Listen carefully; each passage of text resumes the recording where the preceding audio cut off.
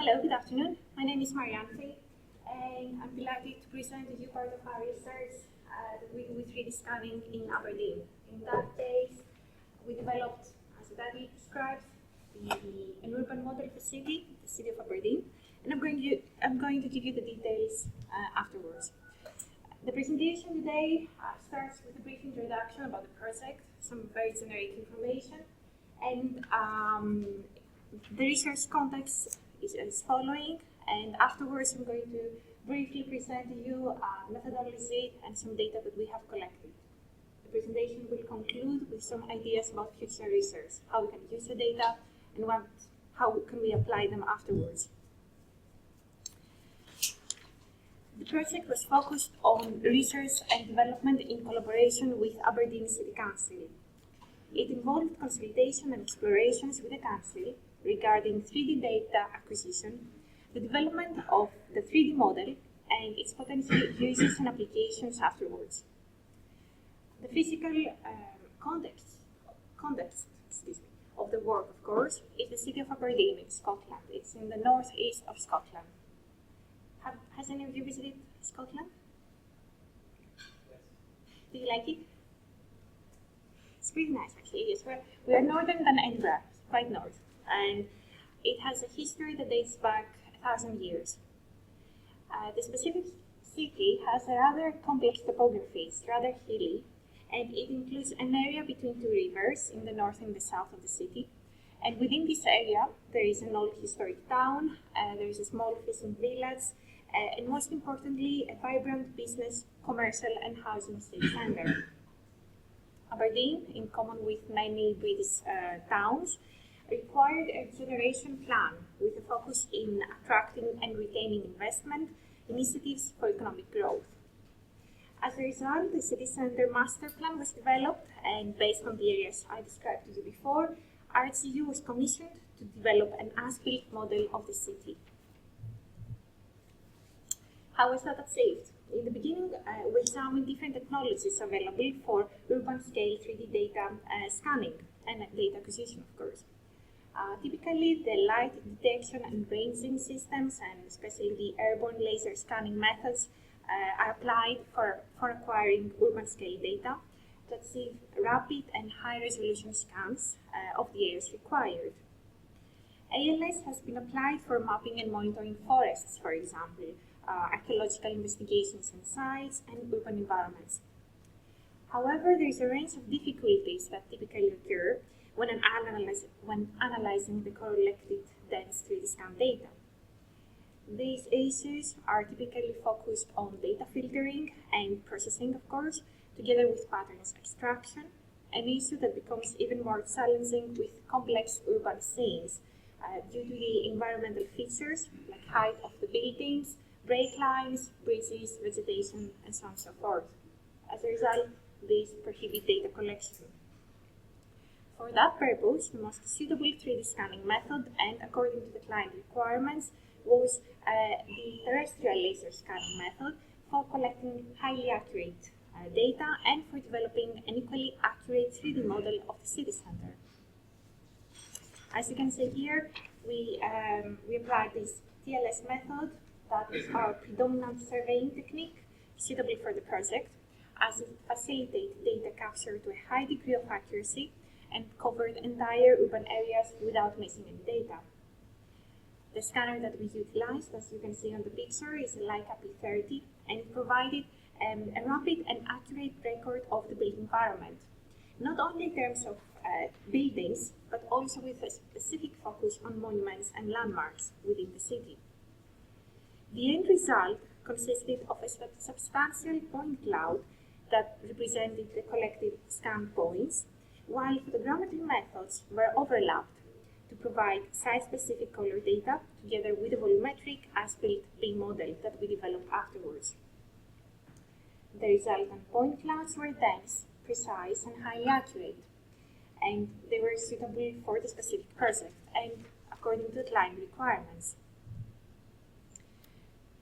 The Aberdeen city model creation required to initiate with the identification of the areas that would consist part of the urban regeneration plan.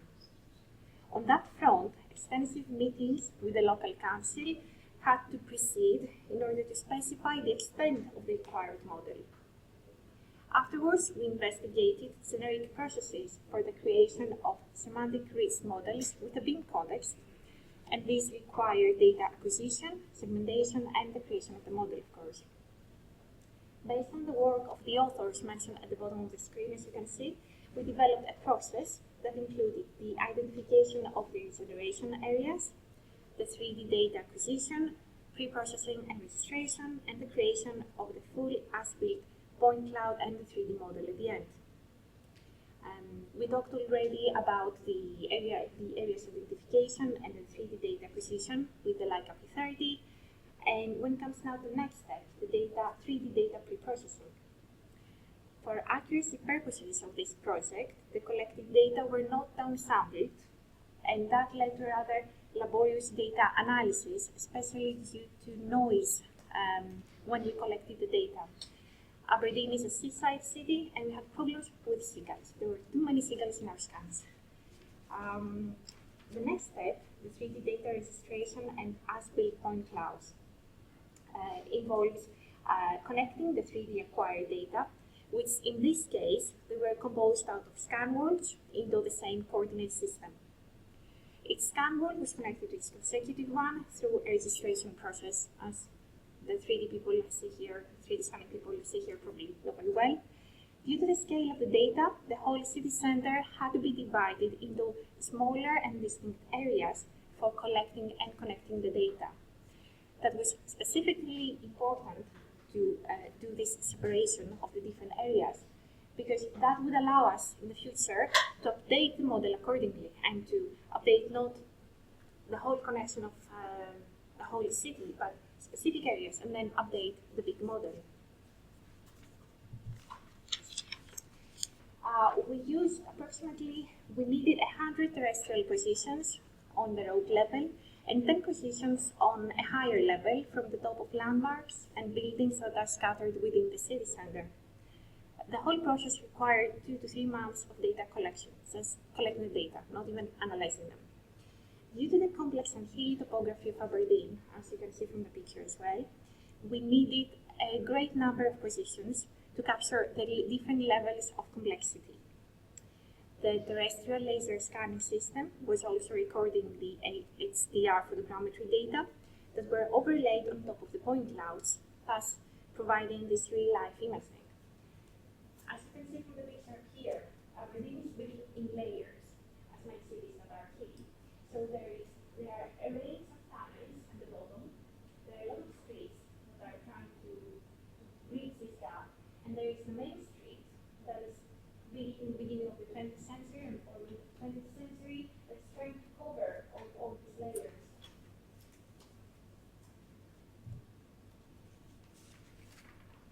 The next step is about the as-built BIM. Automatic generation of an as-built BIM of the as-built BIM models was applied mainly to produce the landscape and the streetscape of the city center. Afterwards, segments of the total point cloud were imported and modeled within Revit. As a result, we applied a combination of automated and parametric, non-parametric, and manual modeling processes, and to achieve the complete city center visualization based on the requirements of the Aberdeen City Council. I'm going to briefly present to you 2 more projects that we were involved with, and they included quite substantial levels of 3D scanning. Different purposes, but again, we were commissioned from the local councils. The first one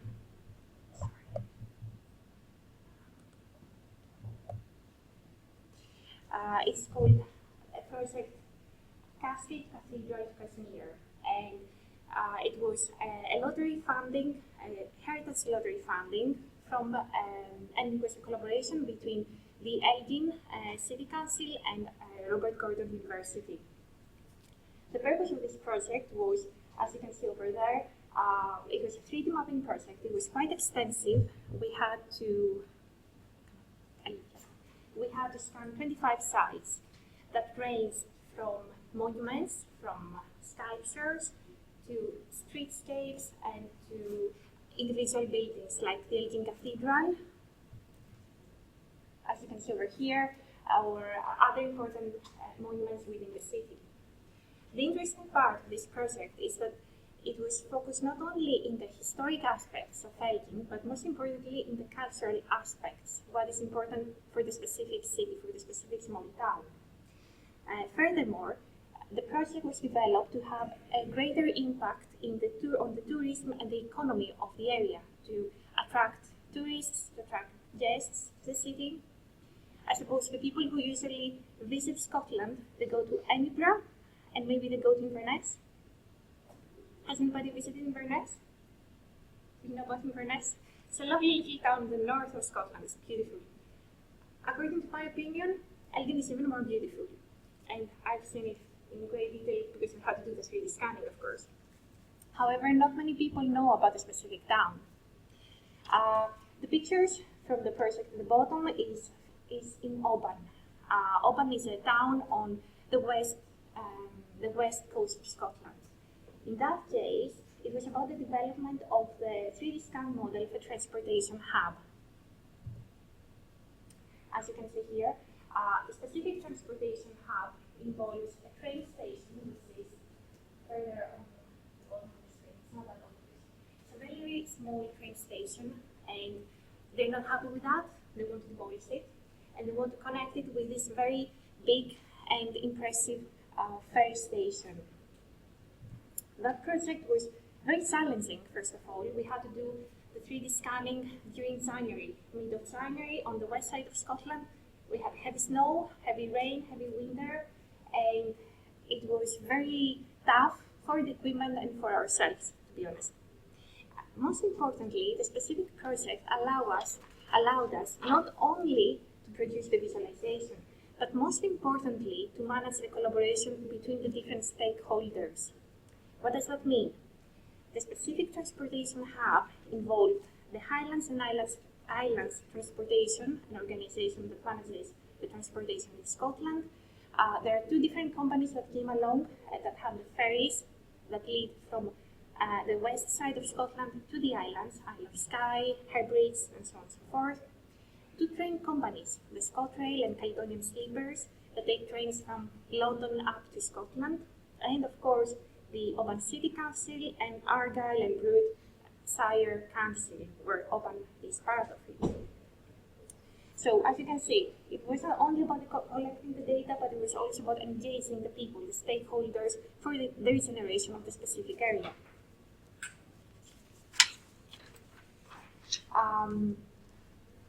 Sorry, how much time do we have? I will briefly talk to you about a last project before I move on to the Aberdeen City Council. It is a collaboration with Historic Environment Scotland. In that case, we did not do the 3D scanning ourselves. We got the data from the specific organization that manages all the castles in Scotland. So we had the 3D scans of the Edinburgh Castle and of a Neolithic burial chamber on the island of Orkney called Maze Howe. In that case, what we did with the scan data was that we made simulations of people's evacuation. Both buildings are very old. The corridors are very narrow and very tight. So in case of an emergency, if you want to travel, an injured person, let's just say, outside of these buildings, it's very tough, it's very challenging. And this is what we try to analyze with the 3D data that we collected. Going back to the project I presented to you in the beginning, the Aberdeen City Council model, well, we have presented a specific model already to a series of meetings with the local council and businesses. And why we did that? We did that in order to raise awareness, brainstorm, and develop ideas and plans for the future of Aberdeen. The project, of course, produced this urban as-built model of Aberdeen, and the aim both of the local council and the university was for this project to initiate a longer-term model development where the 3D data will be updated regularly as the city centre evolves and adapts for its future needs, really. This urban as-built model holds the potential to augment and assist map-based citywide and local planning practice. and it provides a platform for structured discussion and collaboration among local authorities, local and wider businesses, industries, research, and academia. At the same time, this model will form a solid basis for future urban development since it is capable to support a series of simulations focused on transportation, for example, and road design, up to environmental issues in relation to flooding, green infrastructure, and sustainable communities. Finally, and for the purposes of the specific study, a methodology was developed, as I presented to you before, for the creation and management of such an extensive and detailed urban model. And there is certainly scope to further develop the collection, manipulating, and use of the data, with the scanned data in itself providing a compelling and comprehensive record of this specific city over time. And that concludes my presentation. Thank you very much.